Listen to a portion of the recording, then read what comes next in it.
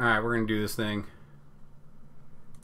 Ty, anything you hear that's obscene, you are not to repeat. I love this place. Where are you from again? Norway? Freak!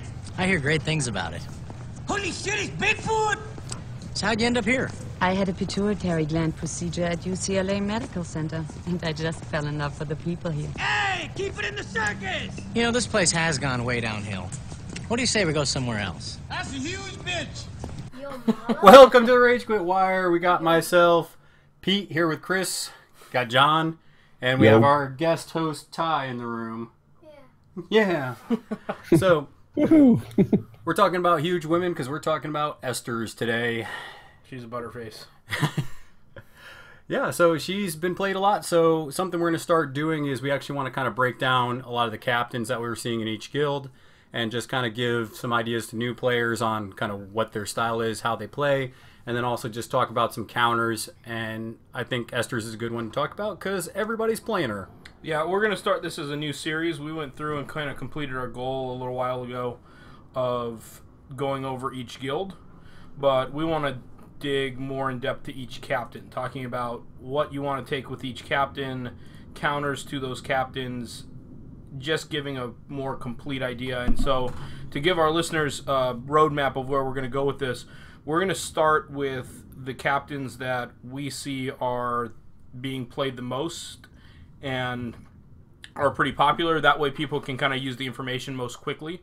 Then if those captains get nerfed in Season 4, so a few months down the road from now, at least if we have to do an update and give people more information, we haven't just talked about that captain, right? So they've been able to use the information for a little while.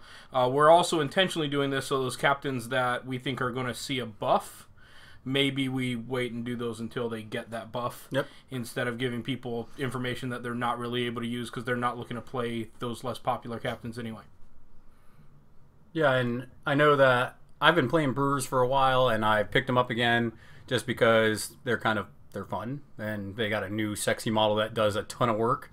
And I feel like I deserved it, playing them for a while. Oh, you deserve that model. Okay. It was owed to me okay. that the Brewers got that you super are buff. entitled as all hell. Yep. And I know, John, you've played against her a handful of times, and Chris, you've played me obviously a lot, so you know. Yeah. And you've played her, I think, a couple of times too. Well, I have her. I have Brewers. I just don't play them very often. So, yeah, I think it's important to talk about her. We also got two new models that we haven't talked about yet. One was last Thursday that got dropped with Vet Calculus, and that kind of made, I think, a lot of people sad, but we'll talk about her anyways. And then we got Vet Cinder, which dropped today, which I like her a lot because I played Blacksmiths on Sunday in your local tournament, John, and they were a lot of fun. Yeah, half the field played Blacksmiths. Yeah, I felt bad for Chris because, this is Chris from Asheville, because he had to play all 3 rounds. I think he played Blacksmiths, I think. How did you do against him? He went 1-2 against him with Butchers. It was the one at the end? Like, did he get his one win at the end? No, he learned them better as he went through the day? No, he actually got it first round, I think. And then it was downhill from there? Actually, no. Didn't he play Fish first round? Yeah, I think he did. Maybe, yeah. But anyways, yeah, he had to play Blacksmiths back-to-back, which he lost both to the Blacksmiths, so that was fun. I like playing Blacksmiths back-to-back. I know you would with Hunters.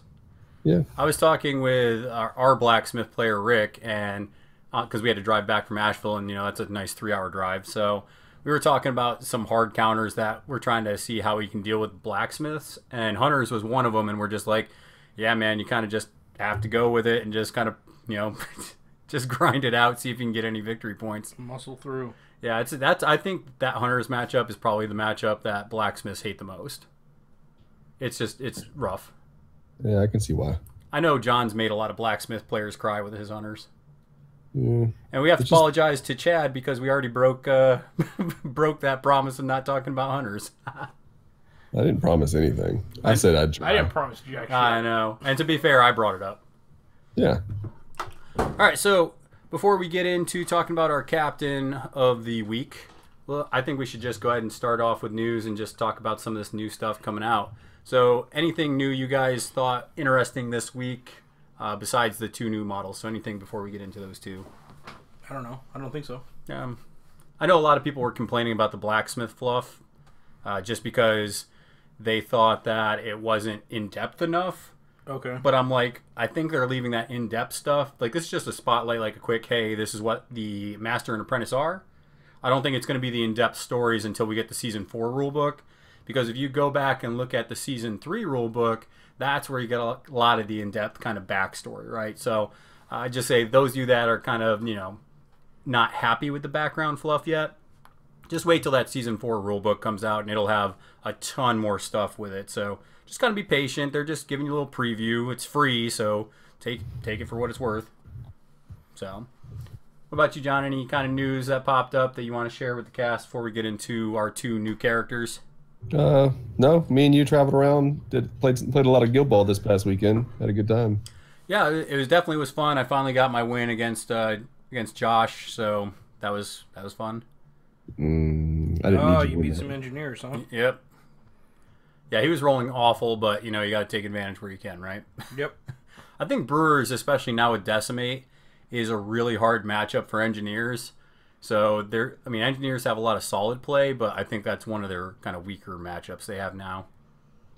Yeah, they don't like when you can get in their face real quick. Yeah. Yeah, and it's even worse with Decimate because she can get in your face real quick and then she can jog away with Second Wind. So, yeah, Scum's sad right now. He's a sad kitty. Because he's not getting a lot of play right now. Yeah, just if you're not dropping that dog. I'm gonna have to borrow Chris's Oktoberfest models.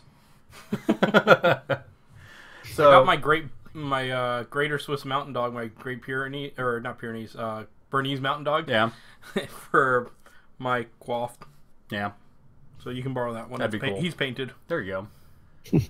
So, looking at the 2 new models we got Vet Calculus, which anybody that's following the U.S. Alchemist scene, the former Alchemist player Vincent Kirchhoff basically coined her as just straight up trash. And there's a lot of people that kind of agree with that. But I wanted to kind of get your guys' initial takes from just who Vet Calculus is, what you think she might bring to the team, and all that stuff. I disagree that she's complete trash. I think that's dumb. She's not that bad. She brings another score, which the Alchemists need. Okay. I think the biggest problem with her is you can't play her and original calculus together. Yeah. It's going to hurt so much to lose original calculus to get her on the field as another scorer. Yeah. And I know a lot the first time. Yeah, I know a lot of people, like the O calculus because of blind. Obviously, you have the AoE for those smoke players. And yeah, it's just she does replace that spot, which is tough, but I mean, I think sometimes it's good to challenge kind of those crutches we use, right? Like when we get used to using the same model over and over and over again, it's good to present an alternative that might do something different that's useful to the team. And she doesn't do nothing. Like John said, she's a really good scorer, and we'll get into that in a minute. But Chris, what's your initial thoughts? That she's got a 20-inch threat. Am I reading this right? Just off the bat. Let's see here. What's that? 16 plus a 4-inch dodge. So conditional one, yeah. Yeah. So yeah. As long as there's a condition on the board, she has a 20-inch threat on goal, which is good. Well, it's easy. That's not one that I think is a real stretch to say she has a 20-inch threat, because it's not like you need some really weird circumstances that aren't going to be there all the time. Alchemist players have conditions out on the board all the time. Anyway. Well, you can say that oh yeah, Alchemist players are going to use their conditions to do this. But hey, what if you get knocked down? It's like, oh, they knocked Midas down. I'm going to go ahead and clear that condition, or does it have to be poison, or is it any condition? I think it's any condition. It says any condition. Yeah, so I mean, if you knock down Midas, I'll be like, okay, I'm going to go ahead and do this 4-inch dodge, clear the knockdown, and now I'm going to go do what I was going to do with her. Well, and that's what I'm saying. There's basically these two avenues. Either you're taking off conditions off of your players, which helps you, or it's likely that the other players, the opponent's players on the table, have conditions on them because they're playing Alchemists, and you can use those ones to get your dodge if you really need it. So I think that this is one of those examples of where she kind of clearly has a 20-inch threat, and it's not like the Vet Gutter example where it's like, yeah, I know you're saying that she has that threat, but the reality is it doesn't work out that way, and all of that. So I like the 20-inch threat. That's nice. The defensive stats are solid. The kick stats solid. She has a reasonable looking playbook. The momentous tackle on 2 is very achievable. Good influence. She's just a good solid model. I don't think there's any other way to put it. I don't think she's garbage by any means. Sure, there's nothing that really blows your hair back with her, but she's very serviceable, and she can play with a Midas list. She can play with a smoke list. I don't think that's a problem. Yeah, and just one thing I wanted to pop up too is that if you look at her spillage rule for character traits, that's actually pretty interesting, because if you, let's say you do make a goal kick or you do pass it to somebody, you can actually set this up where they're going to be poisoned. There's no roll for it. It's just if you're within that range, you suffer poison.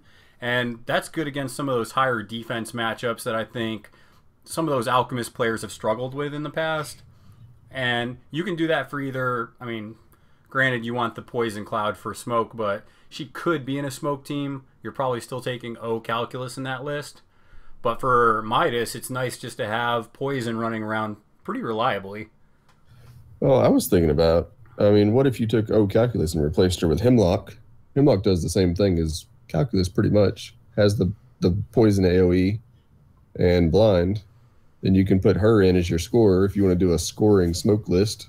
Yeah. And you have conditions everywhere. Yeah, and I think that's a great idea, just that you still then get your poison AoE, but now you get to play with this new tool in Vet Calculus. And like I said, she does some really cool stuff. Sticky Bomb on top of fire makes for a bunch of sad pandas. It's like, turns out people don't like being -4 movement. Yeah. Turns out. Turns out.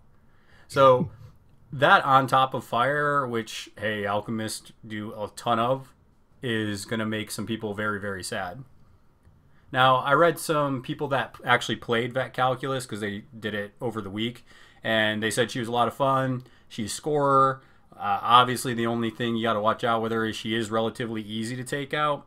She's a 4/1, so she's only got 14 boxes. It's pretty standard, but not super hard to kill because she's only got a 1-inch reach. So if you come in with a 2-inch reach model, pretty easy to counter what she's doing. I'll take that. I mean, I wouldn't call her soft. No, I mean, she's not like she's not like a 10 hit point, Falconer model. Yeah.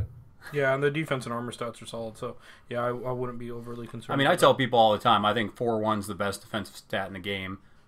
Just it's solid. And it's the most common. Yeah. So that 4/1 stat, coupled with the fact that even though she's a 1-inch melee, that she can just dodge out or usually find a way to dodge out, I think is going to make her still pretty reasonable. Yeah, I mean, because if you look at it, she has a somewhat free where'd you go. Yeah. And then she has 4 influence to play around with. She's got a tackle on 2, which is pretty nice. If you can hit the end of the playbook, she's got a tackle dodge. It's all momentous. She's meant to score. Yeah. Like, that's what I think new players you got to focus on when you look at a model to see what their role is. You look at it and you say, okay, what's momentous? Because usually whatever their momentous results are, that's what Steamforge designed them to do. And you can clearly see that with Calculus that, she's designed to get the ball, use poison to do some kind of jank, and then score a goal. And she's got a 3/8 kick, which it's pretty solid. I think the old one was 3/6. So, good improvement if you ask me. Are you thinking that you'll see a lot of people play her with O Calculus? Or Catalyst, sorry. Yeah. I mean, that's your free burning dodge. Yeah, that's what I'm saying. Yeah. You can play her with OCAT, which usually plays well into a Midas team anyways. And yeah, you can take that fire if you want after he activates, and there's your dodge. You could also take her with other models that put out like poison and fire. Specifically, I heard people talking about Venom and talking about Crucible because they put out a lot of conditions as well. And I mean, you could use that if you wanted to. It definitely makes it interesting to think about the different models she works well with, which aren't the popular models that Alchemist players like to use. Yeah. Yeah, and so Midas is legendary play that puts out snared. So you score with Midas, snare some people, and that gives her more ability to go chase for that second or third goal you need. Oh yeah, for sure. I think her with Crucible as well would be really nice as far as being able to hunt for those goals, just because of things like slip past and Yeah, you can play a team of alchemists that have 5 strikers on it if you really want to. yeah. So I guess the only danger there is getting bunched up to where you want one of your own models within 4 inches of her to give her that benefit, and then they bundle up and melee team. Yeah, that's the only thing, because Crucible is easy to kill. Like, unless you put Nimble up, she's going to go away pretty quick. Yeah. So, I like her, though. I mean, she's going to do interesting stuff. I think that, and I know people are tired of hearing this, but I really think that this using conditions as a secondary resource is something we're going to see more with the Alchemist in Season 4, and I know people are tired of hearing that. Jeez, I'm so tired of hearing this. I know, but it's just one of those things boring that you're going to see more models in Season 4 doing what she does. Yeah. I think that's very reasonable. Well, the reason why I think that's also super likely is when you look at how they're trying to individualize each guild to where they're able to do something unique. There's only so many different things that you can come up with before it gets too difficult. This is an easy one that you can kind of assign to certain guilds and cater it to a certain condition, and it makes it like nice and easy. Yeah, because remember that they said that you're going to have these guild rules, basically, where every guild has a special rule, and probably the guild rule for Alchemist is going to be something along the lines of you can remove a condition to do blank. Yeah. So it's going to be something along the lines of that. So, any last minute thoughts, John, on Calculus before we move on to Cinder? I'm upset. Just everybody thinks she's terrible. I think what's happened is it's the new Decimate rule. If they're not as good as Decimate, they're disappointing. Yeah. Everybody wants that OP model, right? Yeah, because Decimate comes out and she changes where the brewers are completely in the tiers of Guild Ball, and then now all these models that come out that aren't as good as Vet Decimate are just kind of Yeah, people are like, eh. The one thing, because I agree with you, John, but the one thing that I will mention that I think is a huge liability to her is because she is a 1-inch reach model. If she has to go into somebody and get away, the fact that she's 5 tack, but it requires 3 successes or 4 successes to get that net 2-inch, like that net 2-inch influence over movement, not influence in terms of like distributing the term influence, but like you can't influence 2 inches worth of those models' melee areas unless you get to 3 or 4 successes. I think is a bit of a liability for her just because she's so low tack. Yeah, but something I think would be cool that you can do with her is you could, like, let's just say you charge in, right? Okay, so maybe this is your first activation, you're charging in. So you charge in with her, and you can expect probably to get, anywhere from like 3, maybe 4 if you get a good roll right, hits. Sure. So what I would do is I would set up somebody close to her that has a condition if there's not already one out there from the previous turn. Because Cat at least is going to have a condition on him. So Catalyst is on fire somewhere near that target you want to get the ball from. So what I would do is I would come in with the charge. I'd generate my momentum by the push dodge, hopefully. And I would, if they countered, I would push dodge away from them. So even if they're 2-inch reach, you can clear them with a push dodge as long as you stay 1 inch away. And then what I would do is I would clear Catalyst condition, or hopefully somebody else, because obviously you want Cat to be on fire. But clear that condition, dodge back into it after they've wasted their counterattack. Then buy another one, try to get the tackle, and then try to shoot the goal. So I think that she does a lot of interesting stuff that people just aren't lining up yet, just because it's a new model and they're used to kind of the old stuff, and it's not what it used to be. It's going to be an expensive way to use that. Yeah, no, that's one example just that you could set up if there's nothing else on the board for you to take away. So, yeah, I think she definitely makes a 10. Yeah, that's good. That's good enough. Yeah, I mean, I would play around with her. I don't think she automatically makes a 10. Like I think that she's very usable, but it depends on what the other ones you want to take are. Like, could you decide to take a 10 that's unlike other 10s that we've seen and put her with Crucible and Venom and those types of models? I don't think you'll still see Venom, but you could see Crucible on the team. But then you're changing up your 10 a lot. And so that's why I say that I don't know that she necessarily makes a 10, because if she makes a 10, I could very reasonably see you changing up a lot of the other 10. And I mean, because definitely makes my 10. Yeah, because your 10 right now is Midas, Smoke, Naja, Regular Calc, Compound, Catalyst, Vet Calc, Mercury, and Vitriol. So let's see here. That's 1, 2, 3, 4. So that's 9. So you could put Veteran Calculus in there pretty easy. And then you would just have to decide who you want to drop for Crucible, if you wanted to bring Crucible. But even then, I don't think you need to bring her. I just think it's something that they kind of work well with each other now. No, I think there's other ways around where you don't really need Crucible. Yeah, that's what I'm saying. I understand And you don't take any of the Union options then? So yeah, then if you want to bring Hemlock and Crucible, then you would have to drop 2. But you could just bring Hemlock if you wanted to and not Crucible. It just takes some playing around and some, just some trying to figure out what your flavor and style is. Yeah, people will dial in, and we'll see in the next little while. Yeah. So we also got a new model today. So, John, what do you think about this new Veteran Cinda? Oh, the 2-2 game with the Blacksmiths. Much easier. Yeah, how'd it get much easier? She, 2-inch melee apprentice that hits you. Momentous 2 damage on 3, or momentous 3 damage up to 6 inches away with that Impale character play. Yep. 3 inches. What did that do? She cut her hair off and started hitting people. Yeah. Yeah, and she, probably one of my favorite character traits in the game, because I used to play Tater a lot, is Sweeping Charge. So if you charge in with her, she just does an extra 3 damage if you do damage on your playbook. Yeah, well, fortunately they learned from Tater, and they put the words during its activation on that one. Well, yeah, they changed the character play, right? Yeah.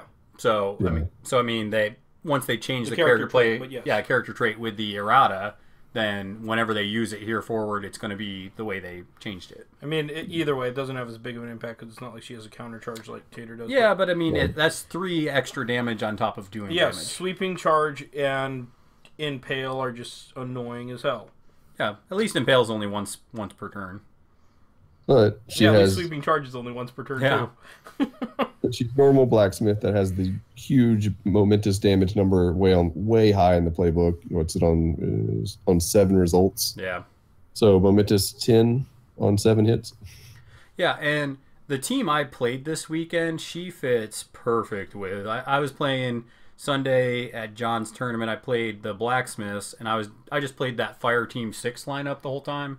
So I played Burnish as the captain with Furnace and with Hearth, Alloy, and Cast. And I played regular Cinder, which she was okay. She put out some fire for me and, kind of manipulated the ball a little bit. But this Vet Cinder is easily going to replace her when I'm trying to do that 2-2 game with that Fire Team 6. Just because she works really good with all the fire that's getting put out. She puts out fire now, so that's another target that Cast gets extra damage with. And she's going to kill stuff too, just because how brutal she can be. One of the biggest things surprises me is it doesn't look like she's not connected to any master. That's what I like.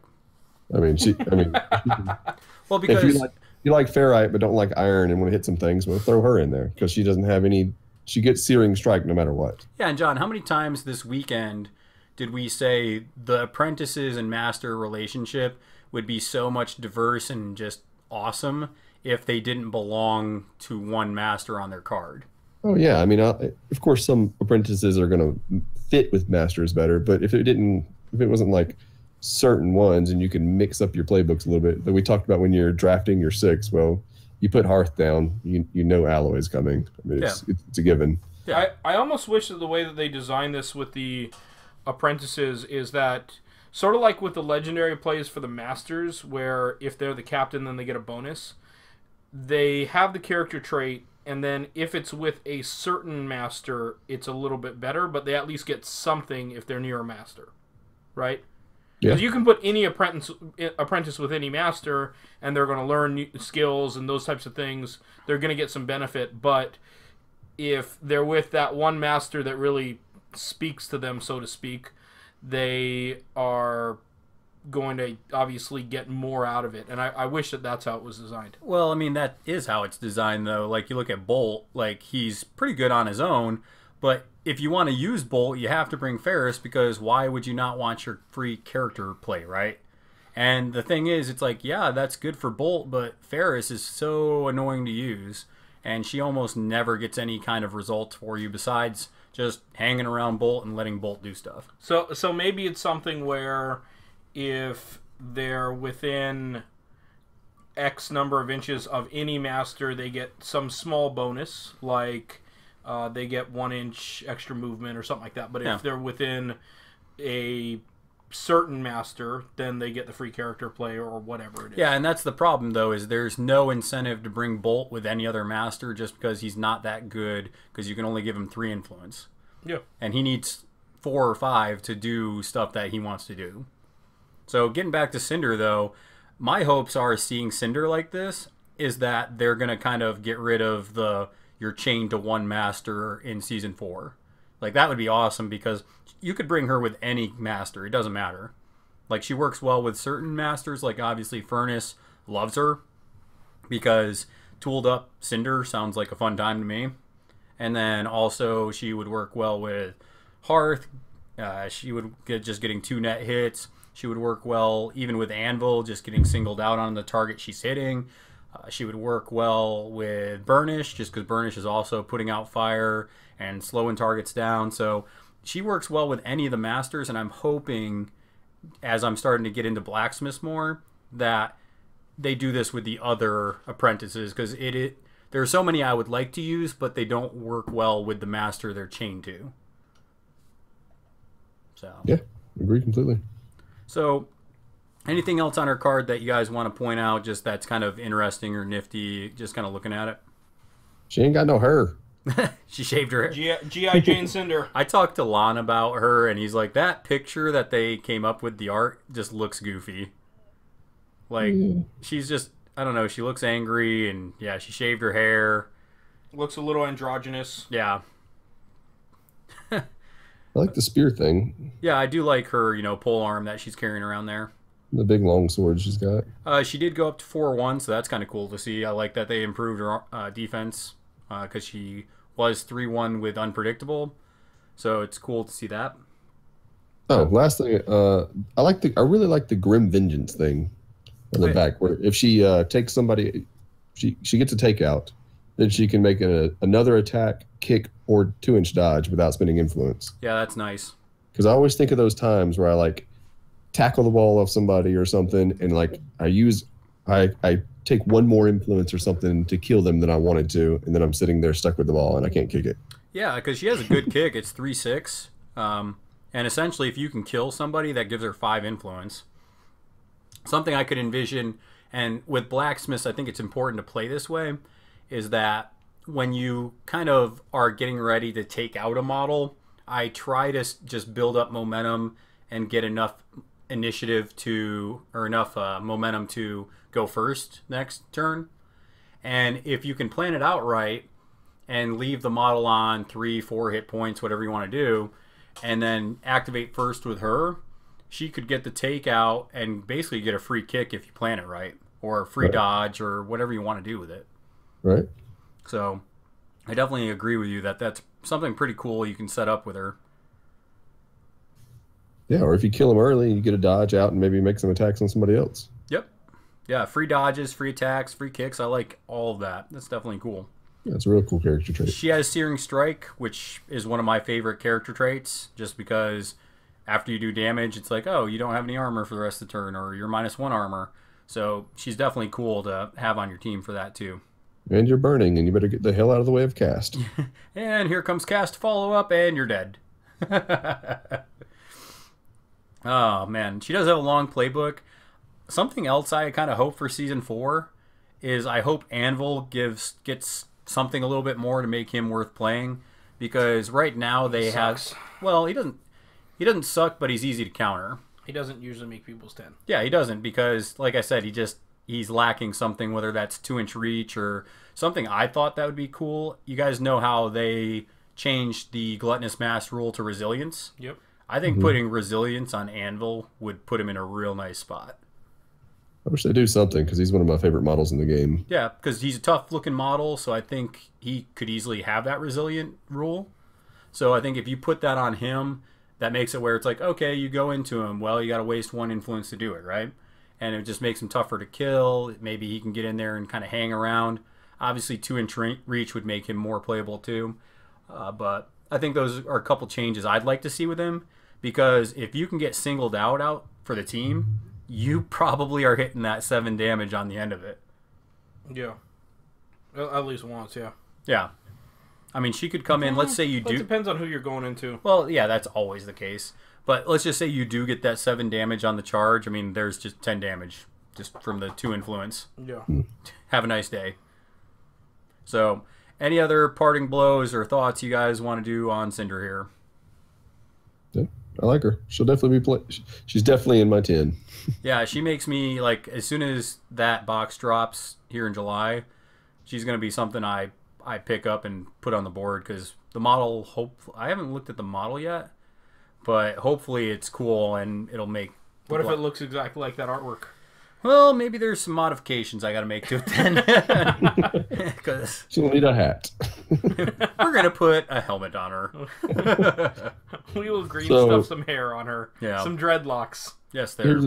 Here's my question with her. So everybody's 10 with Blacksmith seems to be just drop Anvil and Sledge out. No big deal, easy. Yeah. Do you just drop regular Cinder for her, or is there something regular Cinder does that you want with the Kill the Ball and Hot Shot? Or So I like regular Cinder. She does have her kind of play in there. Me personally, I'm probably going to drop Iron because I'm not a huge fan of Iron. And I know people that love Ferrite as their captain are probably screaming right now, which is fine. But the way I'm playing Blacksmiths right now, I never use Iron. Even if I made Ferrite my master, I would be very hesitant to drop Iron. So for me, I keep regular Cinder and take out Iron. That's just me. Because if I'm dropping Cinder as my captain, I'm going for the scoring game, and you can score a lot of other ways besides Iron doing his stupid stuff. Hey, I have a question about Iron. Sure. And so this is for the education of any listeners and myself. So with Iron's heroic play, right?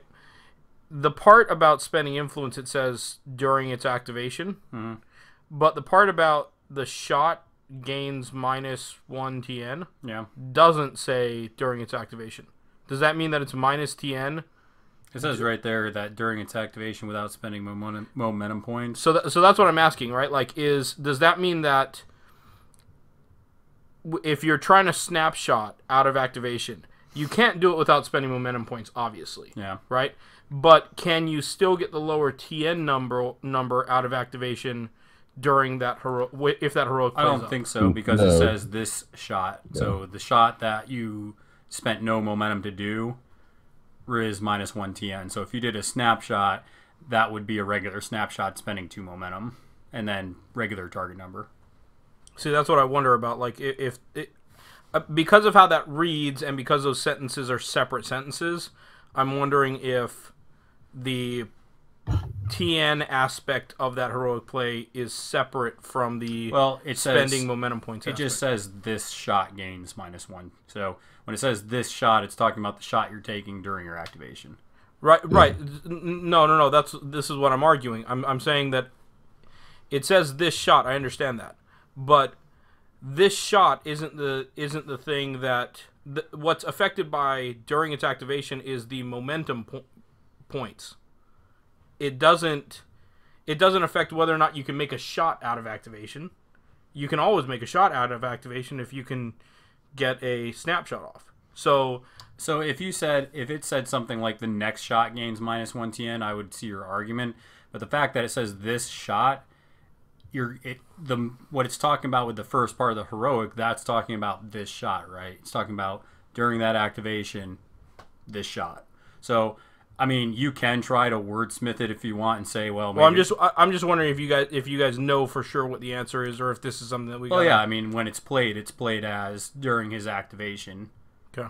So, I mean, that's the way it's always. Well, if I find played. something different on like the forums or I mean, you could could Lawyers Guild or you can whatever. look it up on the forums right Yeah. now if you want. I mean, I'm sure somebody probably asked that question or something similar to it. So you probably could Google it real quick while we're kind of going to our next topic, which is going to be the captain of the week, which is going to be Esters. So Esters is a captain that she's always been fun. She's always been solid. Like, she has a lot of playability for new players that don't know much about Esters. She's kind of this unique captain where, just like any other brewer, she buffs the guild up. And she can do that by either singing. She's basically a Valkyrie singing fat lady. And she can sing to make you faster. She can give you 2/2 speed. She does this once per turn. She can sing to give you +1 damage to your character play or your playbook. And she can also sing to give you +1 defense. So she can do that to one model a turn within 6 inches. And, you know, now on top of that, she also has ranged character play. So she's one of the few brewers that can do damage from 8 to 10 inches away, because she puts out these fire AoEs and she puts out this rough ground AoE. So she's always been really interesting. She actually has a really solid playbook that she can put out a decent amount of damage, because it's only a 4-wide playbook. So if you can set it up, she can wrap pretty easily, just like Spigot does. And she's just a lot of fun to play. So what is something about Esters that you think a brewer player can really enjoy using her as a captain? Just general thoughts before we get into some of the nitty gritty. I think that she's a really good introduction to captains that are able to buff their players, in the sense that it's really easy to just say, yes, I will pick that characteristic to put on this player. Okay. And so it enables new players to start using those combos in a way that's pretty straightforward and simple, where it doesn't require a lot of unusual circumstances to put the recipe together. Okay. John, what do you think about her, especially for like newer players? Why would they want to play her? I kind of thought the same thing as Chris is. I like her because it's a setup piece. You know, a lot of the new players, we say, hey, play fish, or hey, play butchers, and you go play butchers and you learn with fillet and you put 6 influence on her and you go kill things, or you learn with shark and you put 6 influence on her and you go kill things. But she's one of those captains that doesn't need a full stack every time, because she's just helping the team in a lot of ways. You know, her heroic clearing conditions, the empowered voice, like you said, throwing fire out there to slow people down. I like that she's just kind of the midfield controller, set up and go, let the rest of the team go do work. I also think she's good for newer players because she's a little more forgiving than Tapper. Tapper, you need to set up and have kind of his murder bubble, you know, ready to go. And we'll talk about him next week. But with her, it's like, oh man, they're 2 inches away. I can't get to you with Spigot, or I can't get to you with Hooper because you're too far away. Well, she can give you the extra speed to get there. Or if you think, man, I don't know if I can kill that model, he has tough hide, he can add, or she can add the extra damage to your playbook. Or, oh man, they're going to come in and they're going to try to kill Friday. Well, hey, throw +1 defense on Friday, and hopefully she won't die, being, you know, 5-1 or 6-1 if she's also next to Spigot. So definitely more forgiving than Tapper, I feel. And more forgiving, I thought you were actually going to go somewhere else with this, but more forgiving in the sense of her being a relatively hardy model. Okay, what do you mean by that? Gluttonous mass, which will be resilience.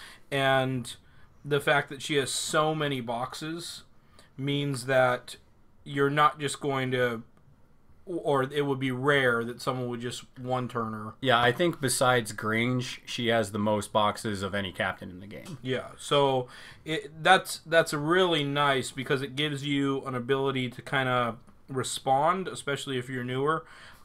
Somebody isn't just going to start off a turn and just rip her apart. Mm-hmm. She's at least got the gluttonous mass, so you're eating up a little bit of their influence stack.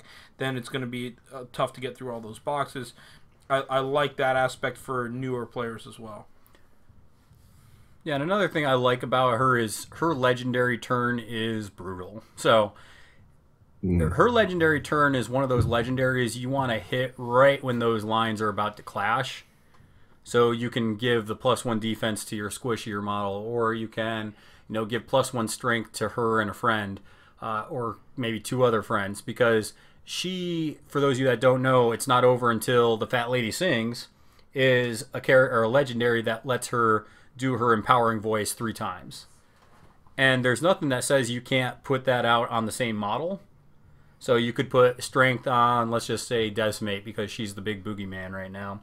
So put strength on Decimate, put, defense on her, and you could put speed on her just to super her up if you wanted to. You're probably not going to do that, but you could if you wanted to. Yeah, this is an example of where you're not stacking the same ability on someone. You're stacking 3 different abilities onto that one model. What you can't do, however, is say, hey, I want to put speed on this model 3 times and give them +6, +6. Like a lot of other stuff. Yeah, like a lot of other stuff in the game, you can't stack the same ability on someone. Yeah. And get a cumulative effect. So that legendary is pretty brutal, though. So let's kind of switch gears, kind of looking at, we talked about how she plays, and now let's see how people are kind of using her in the current meta, especially competitive-wise, is her legendary turn, you're going to see basically agility thrown on Friday, who probably has the ball. And that's going to make her a 5-1, if not a 6-1 model next to Spigot. 6 defense, 1 armor. And that's brutal. You're going to see plus strength on Decimate. So she's probably got tooled up on her, so now she's +2 strength to her, +2 damage to her character playbook. And then you're going to see strength on somebody else probably. So it's a destructive turn. So how do you counter Esters when she's singing, buffing, and kind of controlling the board a little bit? So what are some ways you guys have seen her tried to be countered, or some things that she's more susceptible to? Oof, that's rough. So the thing that's so tough with it right now is she's that delivery system for Vet Decimate. Yeah. So it used to be that when somebody played Esters, they were playing like a control game, and they were trying to score, and they weren't as much trying to take out other models. That was more Tapper's thing. The problem is now Decimate is able to do that, and so yeah, I haven't played her a lot in tournaments since this edition of Vet Decimate, so I think you guys are definitely the better ones to speak to what you're seeing or what you've been brainstorming as far as so counters. John, what have you been trying to do to kind of counter her? Unsuccessfully, playing Theron against her, I just pinned her and controlled where she went. I want all the damage over here, so I'll bring it this way, and then I'll go the other way and do what I want to do, go chase after the ball and fail, or whatever I'm doing. But ways to slow her down and make her waste an influence with, keeping distance, so she has to use that acrobatic dodge, which is super hard because she's already so fast and can take that speed. But man, she's tough. Just know that everybody's struggling with her right now. A good counter I've seen to Esters, and this is tougher than maybe it sounds, just because people are like, oh, she has glut mass, I don't want to waste stuff going into her, is I've actually kind of been like, you want to know what? A good counter to her is just to kill her, like kill Esters. And you can do this by whittling her down if you want, or you can do it by, coming in with some of your beaters. And like I said, it's easier said than done with the way they play right now because Decimate's so brutal. But if you can start whittling down her hit points and get her close to where you can delete her, she's the one that kind of keeps that pain train going on that team. She's the one that's extending the threat, and she's the one that can clear conditions, and she's the basically centerpiece of what's going on there. So if she gets too far forward, or if she gets kind of a little bit away from the pack, I think it's good to try and go into her and take her out. Now that being said, if you do that with a melee guy or gal, you got to go in there with a 2-inch reach model, because she does have a good counter attack, and you are wasting your first attack, triggering gluttonous mass. So yeah, a better play. Go ahead, John. If you have like a waste character play, like a great example is like a Snapfire or something that's one that can hit her. You can just waste it, one influence to pop glut mass, and you're not close to her yet. I like to do that. Or a free character play, or a free one. When I was playing with engineers into her, I used Sucker Punch to trigger the gluttonous mass. And then Yeah, I started whittling her down with AoEs because AoEs do not trigger her gluttonous mass. right. So you can just put her in the AoE, like Blasted Earth. You can, just start slowly burning her down that way. And then once you trigger Gluttonous Mass with Sucker Punch, you can come in with, maybe a tooled up Ballista or somebody else to try and, kill Esters. Now, Yeah, like I said, that's easier said than done. Go ahead, John. Once you pop that and get her knocked down, you're right. She's got a lot of boxes, but they go away quickly because then she's knocked down. She's a 2/1, and you should be doing big damage. Yep. Yeah, because she doesn't have tough hide, so she's taking the damage you're putting on her. So the one thing that I definitely thought about here was the idea of using models that don't require their damage to target her. Yep. But, you can hit somebody else and it can bounce off. And Well, which character plays you talking about there? Because I think it depends. Well, for example, wouldn't something like Scything Blow work that way? Yes. Where it just goes on all of them? Yep.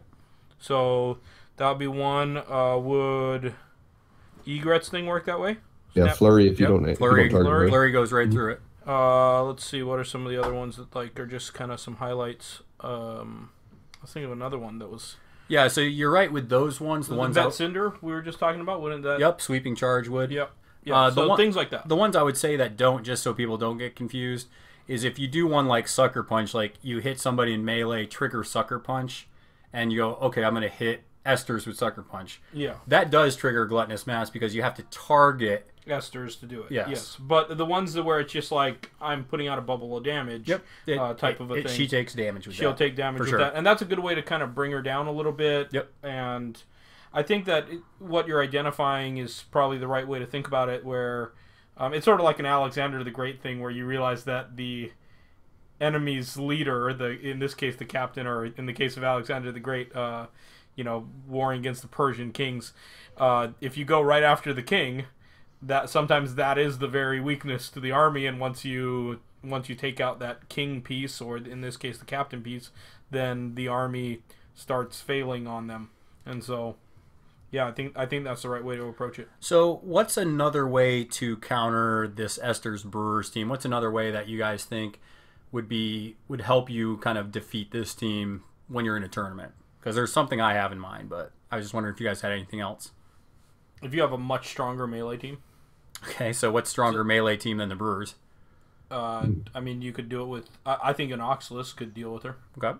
So I noticed that I actually played this recently with someone that was taking Vet Decimate, and I played a Fillet list, and I found that the Vet Decimate combos with Esters made Vet Decimate just too fast for that list, and that's a pretty fast list when you have Fillet out there.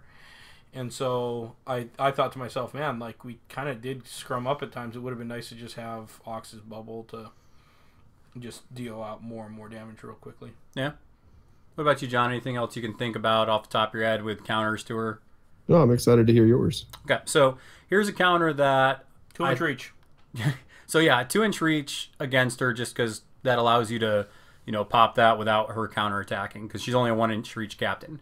Now, here's something else that I think, if you are aware of this, it's better for you when you're playing against Brewers, is if you manage their distances on like their areas for their character traits, and for her singing and for her buffing people, is if you can start to peel the team away from each other, that's when you have a really good shot at beating them. So for example, their notorious I don't want to call it skill, but their notorious kind of play style right now is kill the ball on Friday, making her a 6-1 defense in cover, and I'm just going to kind of do that as a Brewer player. A good counter to that is Spigot's got to be somewhere.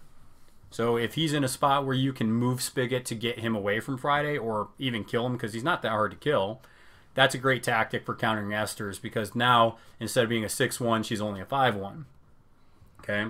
Another good thing to get around kind of Esters' abilities is to try to spread them out. So maybe make Decimate overextend, or make, Esters overextend, and now she's not within 6 inches of her team, so she can't give them that buff. So like I said, it takes a little baiting and maybe a little control. That's where like pinned for hunters comes in, goad with marbles or goad with Harry kind of comes in. But you got to kind of try to lure your enemy out of, their formation, because if you just let them brewer bash in their tight area, they're just going to kind of keep killing you as they just kill the ball, and then they'll score at the end of the game. What about a Grange list? I think Grange is very interesting. I've always said I think farmers have a good play into brewers. They're tough to kill, a lot of boxes.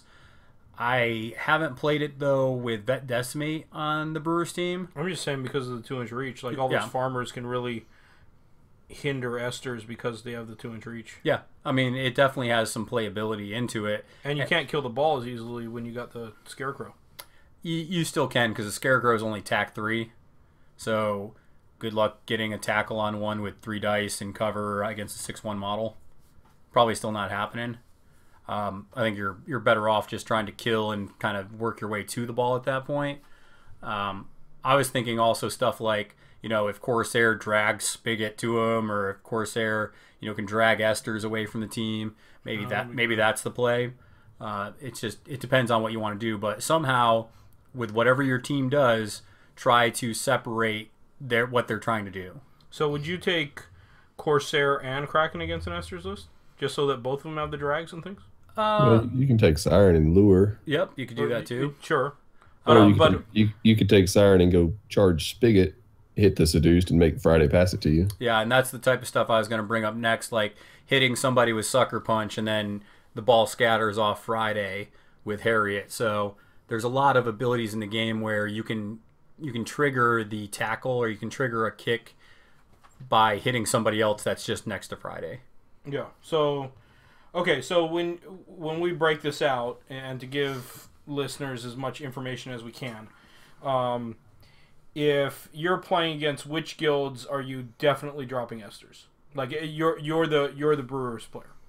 So you see this guild coming, you're definitely dropping Esters against which guilds? Hunters. Hunters. Okay. So as a hunter player, you don't want to see her, John? Right. I'll take Tapper because I can stay away and control him and just get away from the bubble. But Esters is a lot harder because you have to get through Glut Mass to get her pinned, and then still try and control Decimate. And yeah, I think any condition team, so any team that likes a lot of conditions, like Alchemists, Hunters, even like a Butcher's team, Esters probably isn't a bad drop, just because it's like, oh, Filet has 5 of my models bleeding, or even 2 of them. Well, instead of spending momentum, I'll just do my heroic, and now they're not bleeding. Right. So that's definitely a solid play against anybody that likes conditions. A lot of people like her into the mirror match. So even if somebody drops Tapper, a lot of people like playing her just because she's more flexible than Tapper. She can speed people up. She can do damage. She's not getting as much influence because of old Jake's heroic play, which we'll talk about next week. But she's just more flexible. She has some ranged abilities. She can slow people down with fire. And she does have Glut Mass, so like I said, they do have to waste an attack on her. Okay. And then my next question is, so those condition teams are the ones that you're definitely going to drop Esters. Typically an Esters list looks like what? Like I'm not asking for like every variation here. I'm just asking, like, typically with her you're going to take which models as your squaddies. So Scum, like I said, is kind of a sad kitty right now. I think even in a Tapper list you're probably seeing Quaff now. Yep. Just because Second Wind for Decimate's good, giving her +1 tax, great. So Decimate's usually going to be tax 7 with Dog, and maybe Second Wind on her to bring her back. Okay. You also got, obviously, Vet Decimate. You're going to see her now. So even though she's a busted model, and yeah, she's really good, you got to find a way to deal with her, and there are ways to deal with her. When I played against them with Engineers, I ended up dropping her, bottom of 2, and she wasn't a huge effect the rest of the game, so you can deal with her. You're probably going to see Spigot just because he's always there. He's just so good that he just helps the team out. Original Spigot. Yep, Spigot. And then you're going to see Friday. So okay. On top of that, though, it's pretty much who's the last squad? It's pretty much flavor, like whichever one you like there. Because this is where I'm going to want to talk about it. So who is your generic squaddie that you're taking as your 4? It really depends. A lot of people are liking Lucky right now, Okay. just because he can clear a condition. He also just has a really solid playbook. I also see some people taking Stoker just for that extra flame attack coming out. Okay. He likes stuff being on fire. And then I think the other one you see is Hooper, just because that's another 2-inch reach model that can put out some damage when the lines meet. Okay, so no mash, which I think a lot of people have gotten used to playing mash with Esters. Yeah, I think you're not seeing mash as much just because you can buff Friday up to almost kill the ball. So it's like if you have Friday doing that, why do you have mash in the list? Okay. And there's usually not enough influence to go around for him in an Esters list. You're probably going to see him more in a Tapper list, I would say. Okay, so when you're breaking this out and you're saying, okay, so there are 3 of them you pretty much know you're taking. There are other ones that you're taking in certain circumstances. Which are the ones where you need to be aware of? If somebody drops this model could be a big problem. I need to drop this as my 4th pick. So we're talking about an Esters team. They drop a model. I need to drop this. Yeah, what are the models that if they drop something that you typically wouldn't see, like, you know, that one model that it would capitalize on a big weakness and it would flex your last squatty? So if I was playing Esters, one model I would bring, and I think this is true with most Brewer players, is that they're going to have Hemlock be on their team. And as soon as you see anything with, you know, conditions, as soon as you see anything with like a super captain, so like if I saw Hammer coming my way, I would bring Hemlock to Blind. Blind's going to be huge in a Brewers team, just because you want to mitigate their heavy hitter. Okay. So you're going to see Hemlock. I think another one that you'll see is if I notice that there's a lot of 2-inch reach models, or if I notice that there's a lot of pain coming my way, I might think about bringing Hooper just for a tough-eyed model that can kind of hang in there a bit. Okay. So that's kind of like the main ones. You could also bring Lucky to clear conditions too if you really wanted to. Okay, but you're generally, the rule of thumb as far as like kind of tweaking her list as you're drafting is if they're bringing something where there's a lot of 2-inch reach, or you're going to have to hang in with a team that's going to be doing a lot of melee work, Hooper's a really good pick for that. And Hooper does a ton of damage, especially if you can like set him up, like maybe Decimate goes before him and does the knockdown stagger. Yeah. Hooper's going to delete it if she didn't already delete it. So yeah. And then as far as the Hemlock piece of advice, basically to sum it up, you're just saying that you would take Hemlock if somebody has like a super solo type captain that you really need to nerf in the moment. And handle. Just putting the blind on to where they're not able to score from everywhere. Something else a lot of people don't know about Hooper is that tough skin's good to help your team, you know, kind of hang in there. But also, smash shins is a huge one. Like, if I notice you have a scorer that might go this turn, if I can't kill him, I might just take Hooper over there and smash you in the shins real quick to negate your kick. So that's something that a lot of people don't use with Hooper, but it's definitely a huge use. Plus, Hooper can clear his own conditions for free as long as you spend 1 for his heroic, which is awesome. And it gives him +2 tack, so it's double good. Okay. So yeah, I think that's a really good breakdown, especially for those players that are maybe newer and looking at how do I deal with Esters, or I want to experiment with Esters. I see people using her a lot. And then we're going to give you the follow-up, the other captain, next week when we talk about Tapper. Yeah, and Tapper still has a ton of play, even though Esters is really good right now. Like we were talking about, I think in a previous episode, the guy that won Eastern Canadian Nationals, he won with dropping 2 Tapper every single round. So Tapper is not a slouch. She's not something like if you see, oh, good, he dropped Tapper, I'm in a good spot. It's like, no, Tapper will still, you know, fuck you up pretty good. Yeah, the Tapper, you like how I did that? Yeah. The Tapper is still going to be a problem in Melee. The difference with Tapper, just to give you a little bit of a preview, is Tapper's activations are pretty set, so he becomes fairly predictable. But we'll talk about why he's predictable next time. Any last second thoughts there, John, on the Esters, big lady, big gal? Yeah, it's quite covered. All right. I really like her alternate model. That Scaldic Fest beer delivery system is pretty nice. Yeah, I might borrow Chris's just for the STC. Something that Lon actually just sent, and I want to talk about this for a second because I think for event organizers, this is actually pretty interesting to see, is that for these team tournaments, he's actually doing best painted, but it's not best painted like you, it's best painted the 3 players. Yeah, we just talked about that. I thought it was a good idea. So that it's like, yeah, you may have this awesome painted team, but what about the other 2 guys on your team? And if they have scrub paint jobs or, it's all just primed, you're not winning best painted because it's going out to the whole team. I thought that was really cool just because, if you have the same group of people playing all the time, the same guy's winning best painted and it kind of becomes dumb, right? Over time. We know that guy. Yeah, and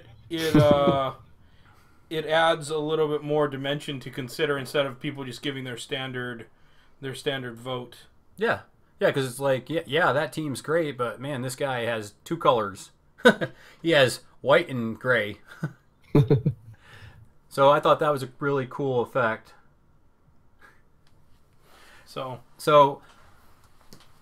besides the STC coming up, really just kind of waiting for Season 4. A lot of people are just kind of like, it's almost like we're in limbo land, kind of waiting for this magical Season 4. Hopefully Steamforge starts giving us some ideas of what they're changing, because I'd like to know some of the things that they're going to share with everybody on just what can we expect in this new season. Yeah, I'm waiting to see how they rebalance it out, and I'm sure there's a plan of how everything's going to come back to balance. Yeah, and I hope. I've definitely heard before kind of like some of the things that they're planning on doing, just that, they're going to tone down Decimate. They're going to bring models that suck in line, and I'm really curious to hear what they're going to do. Like, which models are they going to decide to kind of tool up a little bit, So, I think with that being said, we're going to sign off here in a second, and we got a special person doing the sign off for us, John. Is it me? No, it's not going to be you. You're not special. Oh, darn. We're actually going to get, I've been telling a lot of people this, the reason why I couldn't do the WTC and the reason I've been busy this summer going up to see John every weekend was because we actually are adopting a kid. Come on in, man. And this young gent's going to give us the sign-offs. So you just say it nice and loud into the mic there. Do it, Ty. You got this. Bye, nerds. Roll dice and throw salt. We're out. We're out. Nerds. Nerds. Future nerd. Future nerd.